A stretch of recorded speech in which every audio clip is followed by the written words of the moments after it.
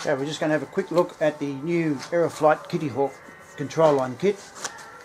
I know nothing about control line, but I did used to sell these originally back in the 80s at my dad's hobby shop, so let's have a look. There's a plan. It's got Australian stickers for something that flew in the RAF, or RAAF I should say. And wood quality is good. There's a leading edge. Nice light wood. That's strong in the right places.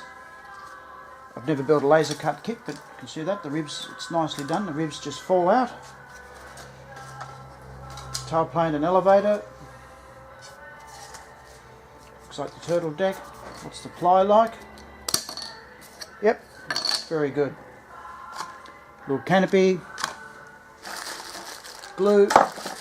Few accessories, and of course it's built with this brand of wood. Just thought I'd show that famous model here. That's Tony Farnon's, I think it's called a Sox. But yes, AeroFlight KittyHawk, built with AeroFlight balsa wood, made in Australia. You can get them at your local hobby shop.